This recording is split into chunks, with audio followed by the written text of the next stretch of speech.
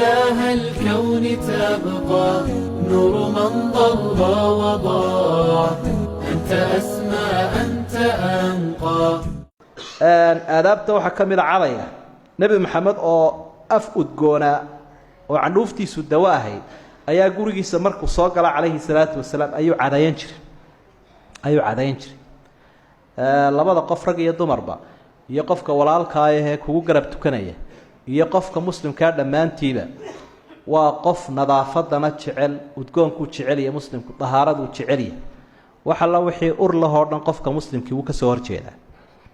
saadaradeed aadaabta kamid nabigaana sameyn jiray calayhi salaatu wasalaam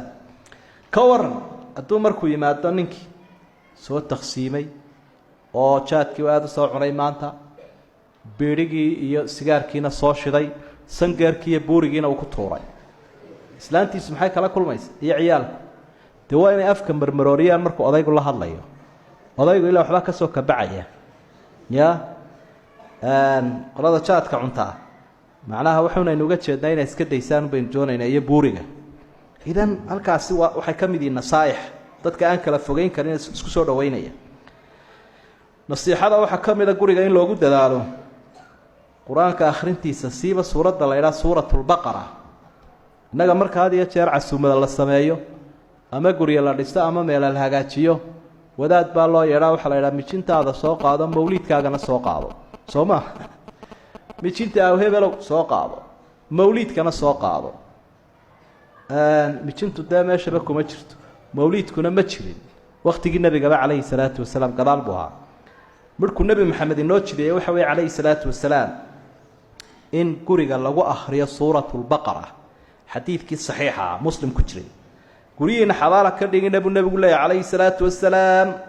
guriga lagu akhriyo suuradda la idhaha suuratulbaqara waa ka cararaa shaydaanku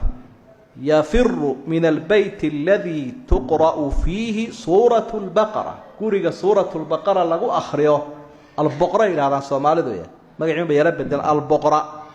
suuratulbaqara guriga lagu akhriyo shaydaankaa ka carara shaydaan meeluu ka cararayna malag baa yidhaahda malaa'igtii naxariistaa imanaya hadduu shaydaan soo fadhfadhiistana malaa'igtii naxariistaa iska tegaya idan haddii adigu aanad aqoonin culimada dadka xufaadda ah rag iyo dumarba ayaa kugu filan xataa haddii cid kale aad weydo cajaladaha qur-aanka sii daa ee suuraddaasi ay ku duubanta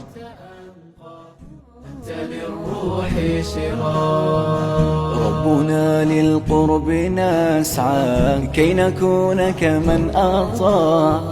من لنا جنب وسلوى عندنا الشر وشاء